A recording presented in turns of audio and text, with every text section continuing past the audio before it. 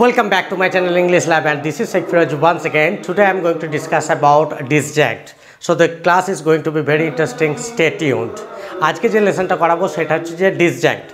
तो disjunct শেখার আগে তোমাদেরকে জানতে হবে adverbial. Adverbial যদি তোমরা না জানো তাহলে তোমরা এই ক্লাসটা দেখে নিতে পারো, ঠিক আছে? তো adverbial এর দুটো পার্ট আছে, সেটা হচ্ছে একটা হচ্ছে ইন্টিগ্রাল পার্ট আর একটা হচ্ছে পেরিফেরাল পার্ট। ইন্টিগ্রাল পার্ট মানে কি হচ্ছে? Internal part of a sentence. Internal part of a sentence, ঠিক আছে? Internal part of a sentence. Peripheral হচ্ছে external part of a sentence. External part of a sentence. এবার internal মানে হচ্ছে বাক্যের মধ্যেকার অংশ, আর এক্সটার্নাল হচ্ছে বাক্যের বাইরের অংশ, ঠিক আছে? যখন এটা করাবো তখন তোমরা আস্তে আস্তে ক্লিয়ার বুঝতে পারবে ইন্টারনাল কোনটা এক্সটার্নাল কোনটা। এবার দেখো অ্যাডভার্বিয়ালে যে দুটো পার্ট আছে, ইন্টিগ্রাল আর পেরিফেরাল, এই ইন্টিগ্রালের মধ্যে দুটো ভাগ আছে, একটা হচ্ছে অ্যাডজাঙ্ক্ট আর একটা হচ্ছে সাবজাঙ্ক্ট। আমি অ্যাডজাঙ্ক্টের ক্লাসটা করিয়ে দিয়েছি, ঠিক আছে? তোমরা দেখে নিতে পারো। আর পেরিফেরালের দুটো অংশ হচ্ছে, একটা হচ্ছে কানেকটিভ আর একটা হচ্ছে নন কানেকটিভ। ক্লিয়ার? এবার কানেকটিভের মধ্যে কোনটা পড়ে? কনজাঙ্ক্ট, আর নন কানেকটিভের মধ্যে পড়ে ডিসজাঙ্ক্ট। আর আমি আলোচনা করব আজকে এই ডিসজাঙ্ক্ট নিয়ে। ডিসজাঙ্ক্টের দুটো ভাগ আছে, একটা হচ্ছে স্টাইল ডিসজাঙ্ক্ট আর একটা হচ্ছে কন্টেন্ট ডিসজাঙ্ক্ট বা অ্যাটিটিউড ডিসজাঙ্ক্ট, ঠিক আছে? যদি তোমরা বুঝতে না পারো তোমরা এটাকে খাতায় লিখে নিতে পারো, বা এর একটা স্ক্রিনশট তোমরা নিয়ে নিতে পারো পজ করে, ঠিক আছে? তো এটা গেল তোমার অ্যাডভার্বিয়ালের ভাগ অংশ, ঠিক আছে? এবার আমরা আলোচনা করব যে ডিসজাঙ্ক্ট কাকে বলে, কিভাবে বুঝবো যে অ্যাডভার্বিয়াল ওয়ার্ডগুলো আছে সেগুলো ডিসজাঙ্ক্ট, এবং কোনটা স্টাইল ডিসজাঙ্ক্ট এবং কোনটা কন্টেন্ট ডিসজাঙ্ক্ট, এটা আমরা কিভাবে বুঝবো। চলো দেখে নেওয়া যাক। চলো এবার আমরা দেখি ডিসজাঙ্ক্ট কাকে বলে, ঠিক আছে? দেখো ডিসজাঙ্ক্ট কাকে বলে। দেখো disjunct is a word, phrase or clause that is use to modify a sentence to show the mood, attitude or sentiments of the speaker or writer. বলছে অ্যাডজাঙ্ক্ট হচ্ছে একটা ওয়ার্ড হতে পারে, কি হতে পারে? একটা ওয়ার্ড হতে পারে, একটা ফ্রেজ অর্থাৎ গ্রুপ অফ ওয়ার্ড হতে পারে, অথবা একটা ক্লজ হতে পারে, ঠিক আছে? That is use to modify, যেটা কিনা ব্যবহার করা হয় কি হিসাবে? To modify a sentence. একটা সেন্টেন্সকে মডিফাই করার জন্য একটা ওয়ার্ড, ফ্রেজ আর ক্লজকে ব্যবহার করা হয় to show the mood, attitude or sentiments. কী দেখানোর জন্য? মুড, অ্যাটিটিউড এবং সেন্টিমেন্ট দেখানোর জন্য of the speaker or writer, স্পিকারের, বক্তার অথবা লেখকের, ঠিক আছে? তাহলে কি বুঝতে পারলাম? যেটা হচ্ছে কি, ডিসজাঙ্ক্ট হচ্ছে এমন একটা ওয়ার্ড, ফ্রেজ অর ক্লজ হতে পারে যেটা কিনা বক্তার মুড, অ্যাটিটিউড এবং সেন্টিমেন্ট শো করবে যে ওয়ার্ডগুলোর মাধ্যমে। মানে যে ওয়ার্ডগুলো, অ্যাডভার্বিয়াল ওয়ার্ডগুলো ইউজ করা হবে, সেই অ্যাডভার্বিয়াল ওয়ার্ডগুলোর মাধ্যমে আমরা দেখতে পাবো যে বক্তার একটা অ্যাটিটিউড, মুড, সেন্টিমেন্টস অর্থাৎ ওপিনিয়ন মানে মতামত প্রকাশ করবে যে ওয়ার্ডগুলোর মাধ্যমে, সেইগুলো হচ্ছে ডিসজাঙ্ক্ট, যে ওয়ার্ডগুলোর মাধ্যমে বক্তার মতামত প্রকাশ পাবে। এবার দেখো এই ওয়ার্ডগুলো কি? সাচ এলিমেন্টস অ্যাপিয়ার পেরিফেরালি, মানে হচ্ছে কি এই ধরনের ওয়ার্ডগুলো বাক্যের বাইরের অংশ, ঠিক আছে? পেরিফেরালি বাক্যের বাইরের অংশ হয়। And are set off by a comma, এবং যেটা কিনা একটা কমা দিয়ে আলাদা করা থাকে, ঠিক আছে? তো এইখানে ডিসজাঙ্ক্ট শিখতে গেলে কমার গুরুত্বটা তোমাদেরকে বুঝতে হবে। কমার গুরুত্ব অপরিসীম এই জায়গাতে, কিন্তু একটুখানি কমার জন্য পুরো সেন্টেন্সের মানেটা পুরো চেঞ্জ হয়ে যেতে পারে, ঠিক আছে? সেই জন্য দেখো কমার গুরুত্ব বোঝানোর জন্য আমি দুটো বাংলায় সেন্টেন্স লিখে রেখেছি। একটা হচ্ছে দেওয়ালে লিখিবেন না, কমা দেওয়া আছে এইখানটাতে, দেখো কমা দেওয়া আছে, দেওয়ালে লিখিবেন না, লিখিলে 500 টাকা জরিমানা। তাহলে কি হচ্ছে? এই কমাটার মানে কি? কমাটার মানে হচ্ছে যে আমরা একটু থামবো, কথা বলার সময় আমরা একটু থামবো। দেওয়ালে লিখিবেন না, থামলাম, লিখিলে 500 টাকা জরিমানা, বোঝা গেল? এবার দেখো এটা আমরা বুঝতে পারলাম, দেওয়ালে লিখলে 500 টাকা জরিমানা হবে। এবার এই কমাটাকে আমরা একটু সরিয়ে দেবো, দেখো দেওয়ালে লিখিবেন এইখানটাতে করে দেবো, না লিখিলে 500 টাকা জরিমানা। তাহলে কি হচ্ছে? বাক্যটার মানেটা পুরোটাই পরিবর্তন হয়ে যাচ্ছে। সেকেন্ড বাক্যটাতে আমরা বলছি দেওয়ালে লিখিবেন, না লিখিলে 500 টাকা জরিমানা। তাহলে কি হচ্ছে? একটা কমার জন্য পুরো সেন্টেন্সটার মানেটা পুরো সম্পূর্ণরূপে চেঞ্জ হয়ে যাচ্ছে। তাই কমার গুরুত্বটা বুঝতে হবে ডিসজাঙ্ক্ট শিখতে গেলে, ঠিক আছে? তাহলে আমরা কি বুঝলাম?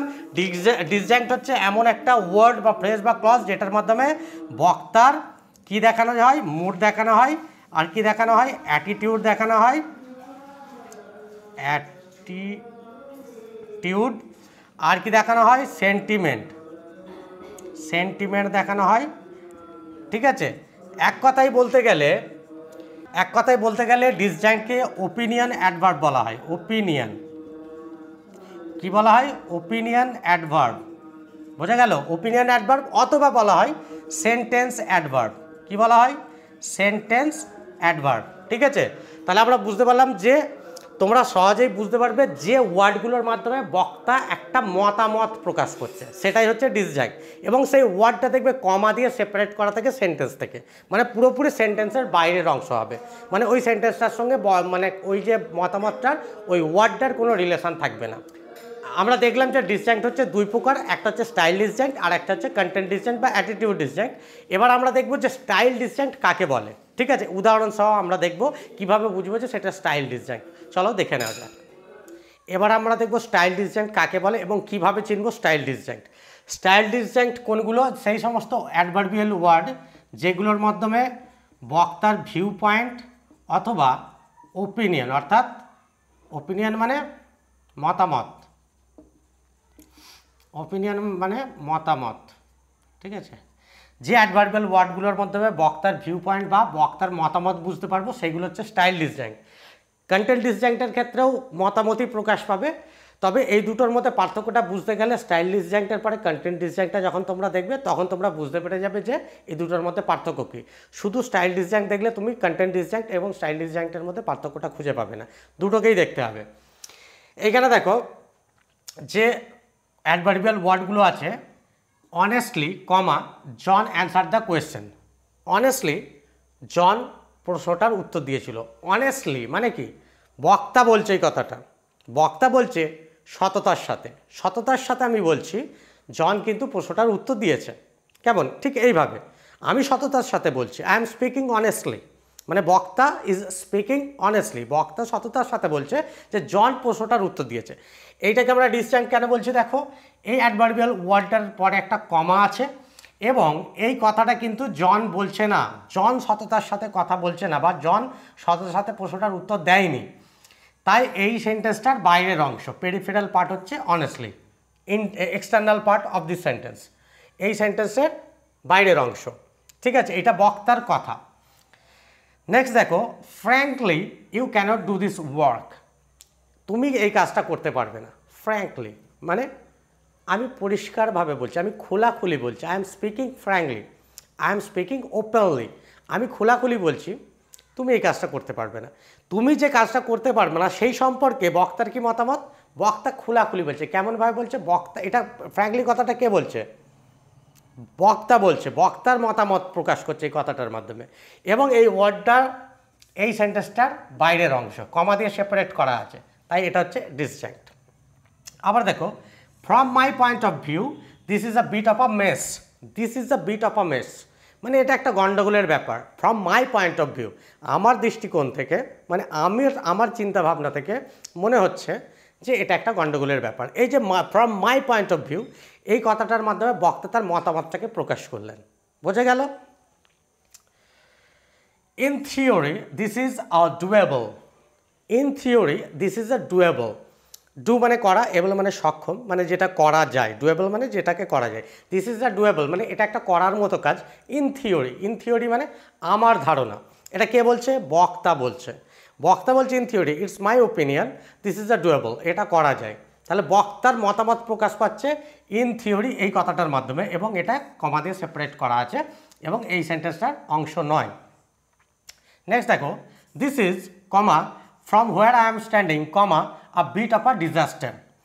দেখো আমরা বেশিরভাগ ভিডিও, ইউটিউবে তোমরা বেশিরভাগ ভিডিও দেখবে যেখানে ডিসজাঙ্ককে বলা হয়েছে বেশিরভাগ ক্ষেত্রেই যে বাক্যের লাস্টে বসে অথবা বাক্যের একদম প্রথমে বসে, তাই তো?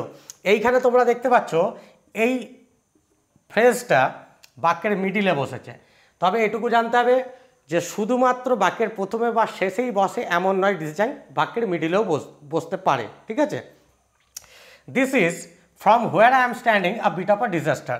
এই সেন্টেন্সটা কি বলছে? This is a bit of a disaster, এটা ধরো নেই। This is a bit of a disaster, এটা একটা বিপর্যয়ের ব্যাপার, এটা একটা বিপর্যয়। This is a bit of a disaster মানে এটা একটা বিপর্যয়। From where I am standing, যেখানে আমি দাঁড়িয়েছি, তাই তো?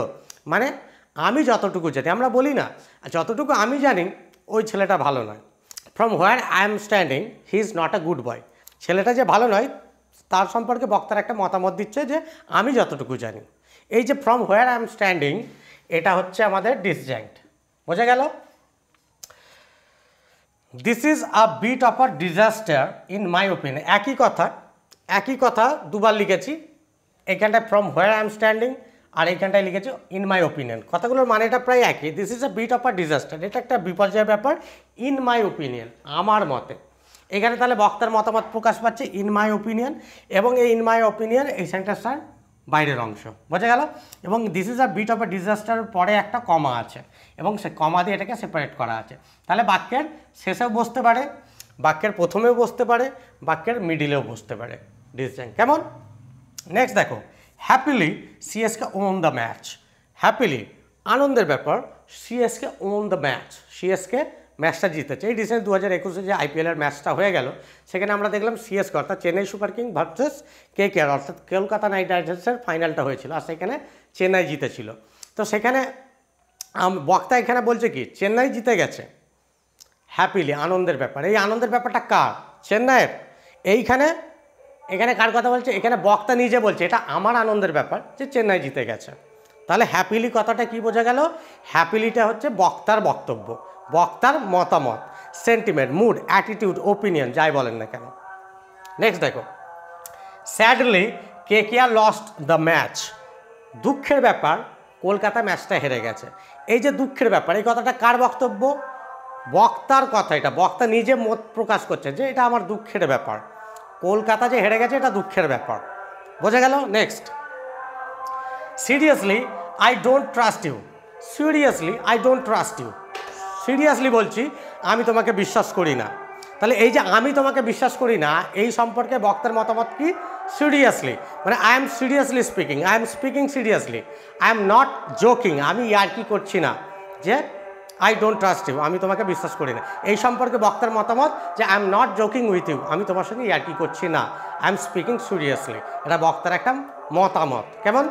নেক্সট দেখো, personally I think he may not support you. Personally I think he may not support you. Personally মানে কি? ব্যক্তিগতভাবে আমার মনে হয়, আমি মনে করি, he may not support you, সে তোমাকে সাপোর্ট করবে না, বা সে হয়তো সাপোর্ট করবে না, সে তোমাকে সমর্থন করবে না। এইখানে এই যে কথাটার উপরে বক্তার মতামত কি? পার্সোনালি। এই যে কথাটা বললাম পার্সোনালি, বক্তার ব্যক্তিগত মতামত। পার্সোনালি কথাটার মানে কি বোঝাচ্ছে? ব্যক্তিগত মতামত, আমার ব্যক্তিগত ধারণা, ইটস মাই পার্সোনাল ওপিনিয়ন, এটা আমার ব্যক্তিগত মতামত, that I think he may not support you, সে তোমাকে সাপোর্ট করবে না বা নাও করতে পারে। বোঝা গেল? এটা গেল আমাদের স্টাইল ডিসজাংক্ট। এরকম অনেক অ্যাডভার্বিয়াল ওয়ার্ড আছে যেগুলোর মাধ্যমে স্টাইল ডিসজাংক্ট বোঝানো হয়। এরপরে চলো আমরা দেখি কন্টেন্ট ডিসজাংক্ট কাকে বলে, কীভাবে চিনব। চলো এবার আমরা দেখব কন্টেন্ট ডিসজাংক্ট বা অ্যাটিটিউড ডিসজাংক্ট কাকে বলে, কোনগুলোকে আমরা অ্যাটিটিউড বা কন্টেন্ট ডিসজাংক্ট বলতে পারি। প্রথমে দেখো, ভালো করে লক্ষ্য করো, যেটা আমি এখানে লিখেছি কন্টেন্ট ডিসজাংক্টের পাশে, সার্টেনিটি এবং ডাউট।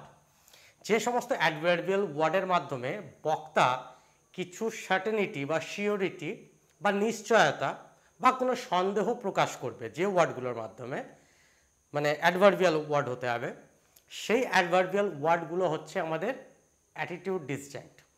এইখানেও যেটা আমরা স্টাইল ডিসজাংক্টে দেখলাম, যে বক্তার একটা মতামত প্রকাশ করছে, যে বাক্যগুলো দেওয়া রয়েছে সেই বাক্যের উপরে বক্তার একটা মতামত। আর ঠিক সেম এইখানেও কিন্তু আমরা দেখব বাক্যে বক্তার কিন্তু একটা মতামত প্রকাশ করছে, এবং সেই মতামতটা কিসের উপর ভিত্তি করে? Only on certainty or doubt.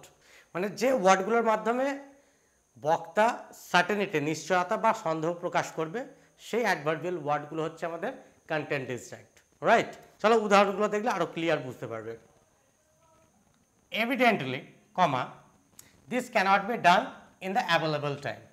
Evidently মানে পরিষ্কারভাবে, this cannot be done in the available time মানে পরিষ্কারভাবেই বোঝা যাচ্ছে this cannot be done in the available time, যে কাজটা আমাদেরকে দেওয়া হয়েছে সেই কাজটা এই সময়ের মধ্যে আর হবে না।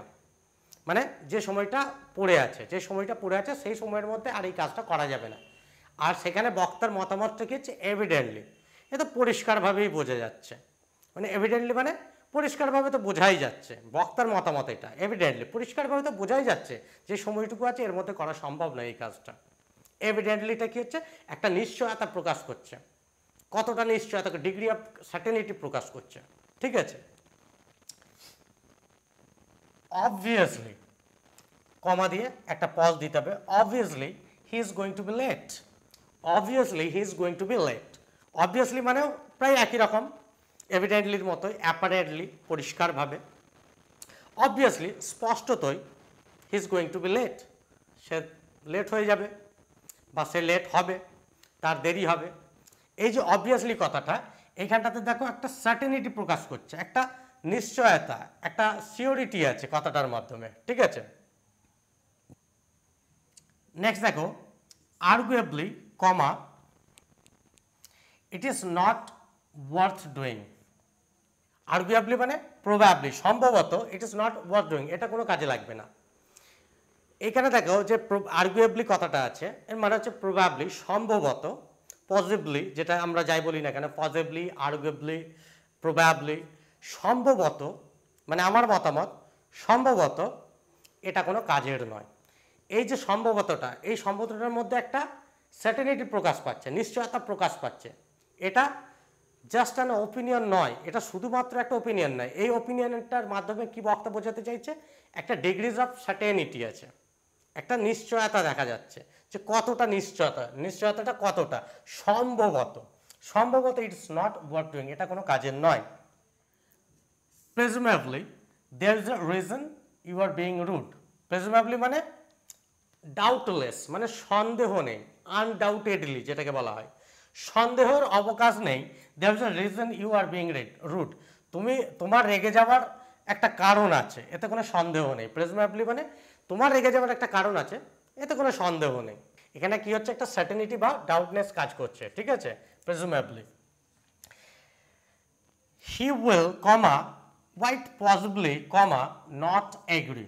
এখানে দেখো কন্টেন্ট ডিসজাংক্টও কিন্তু সেন্টেন্সের মিডিলে বসেছে, আর তার আগে একটা কমা, পরে একটা কমা আছে। তার মানে কি হচ্ছে, হি উইল নট এগ্রি, সে রাজি হবে না। কোয়াইট পসিবলি, এটা সম্পূর্ণরূপে বোঝাই যাচ্ছে। এই যে কথাটা, কোয়াইট পসিবলি হচ্ছে আমাদের content disjunct. She is definitely going to argue. এখানে দেখো সি ইজ কমা, ডেফিনেটলির পরে comma, going to be argue.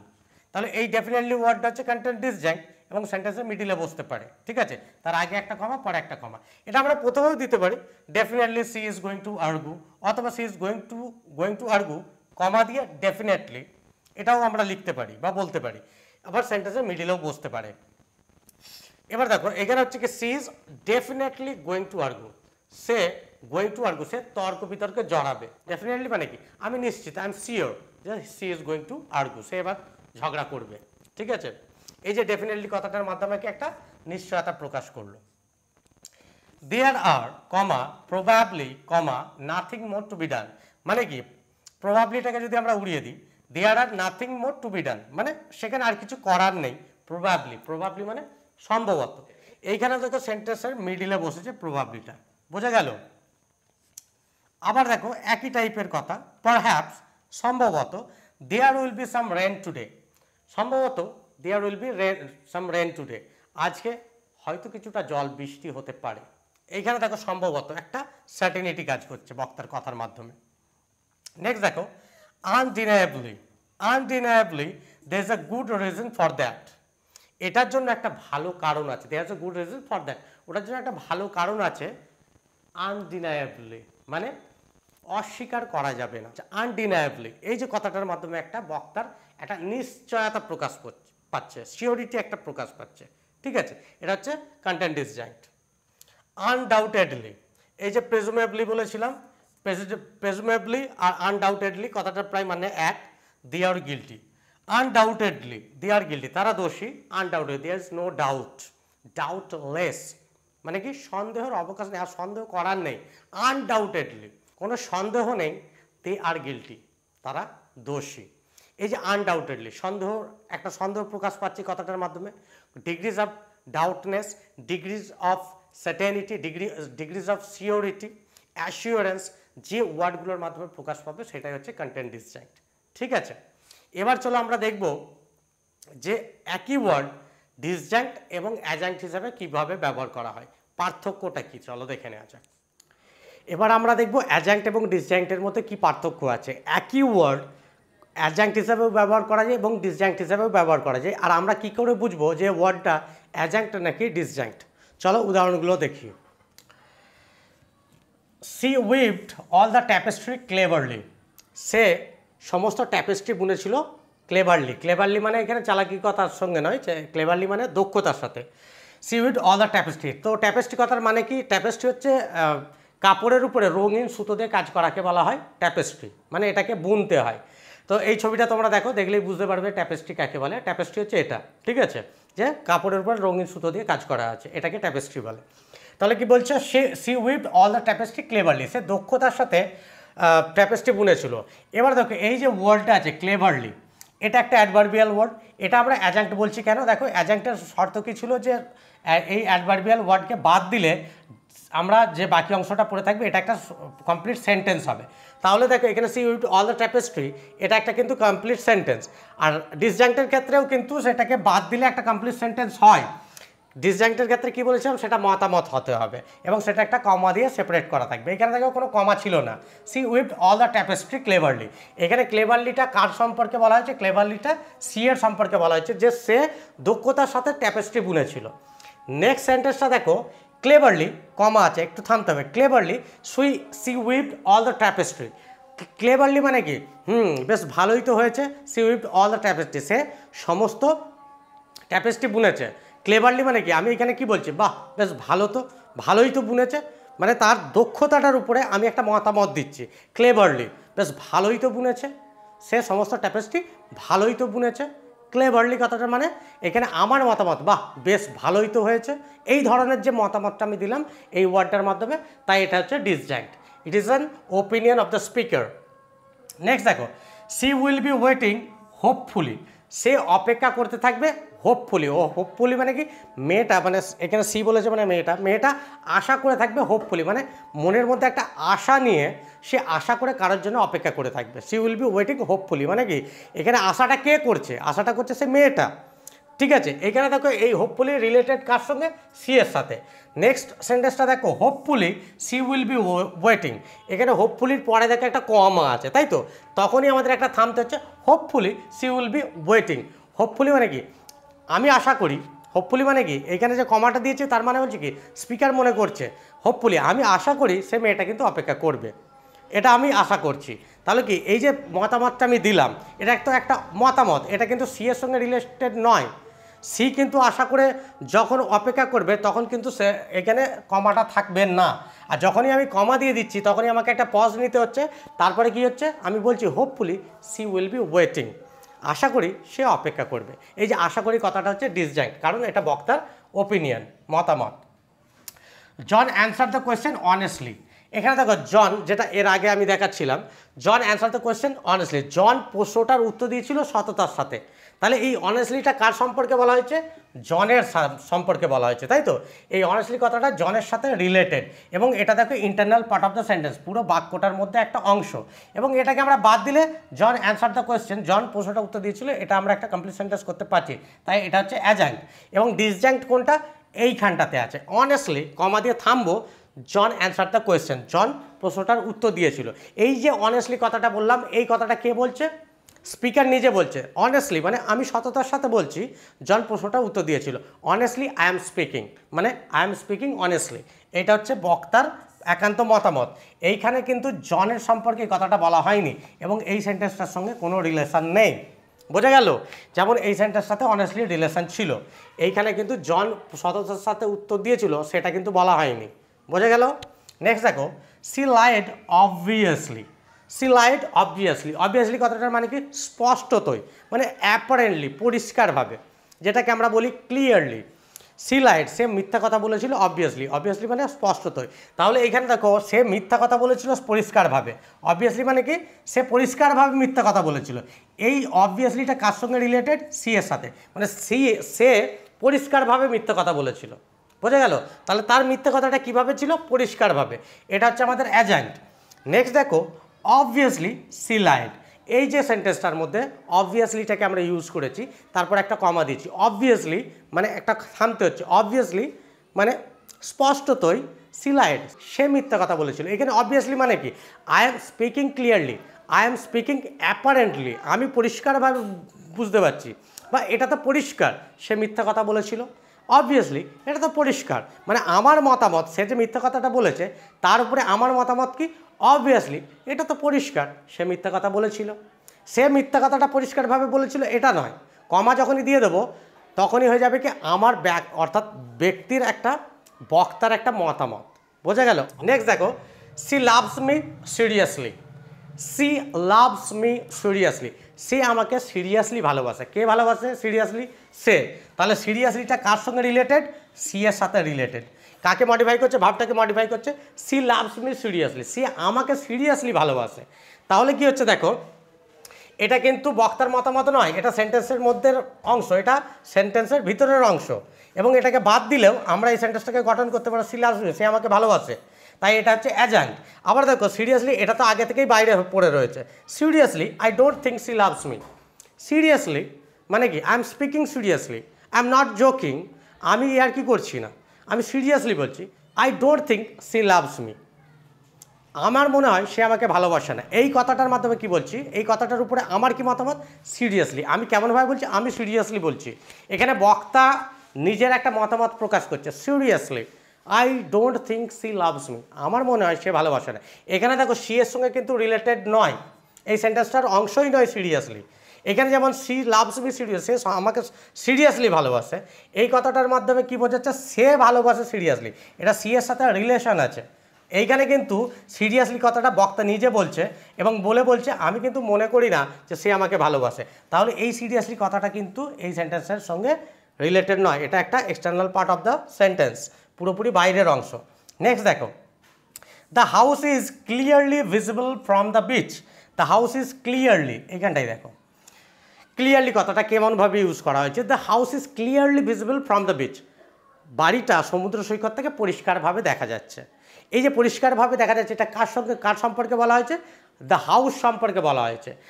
কাকে মডিফাই করছে? ভিজিবল, মানে দেখাটাকে মডিফাই করছে, তাই তো? ক্লিয়ারলি ভিজিবল, পরিষ্কারভাবে দেখা যাচ্ছে। এই যে পরিষ্কারভাবে দেখা যাচ্ছে কথাটা, এটা কার সঙ্গে related?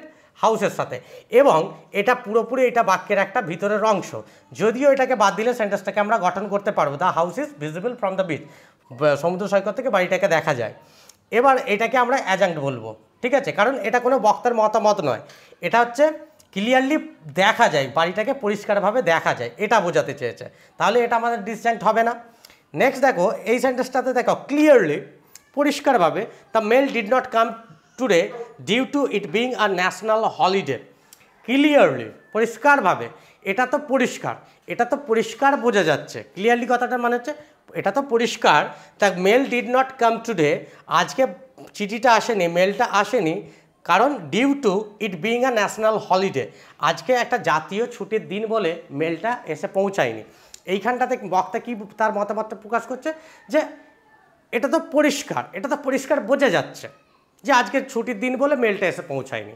It is clearly understood, এটা পরিষ্কারভাবে বোঝা যাচ্ছে। বোঝা গেল?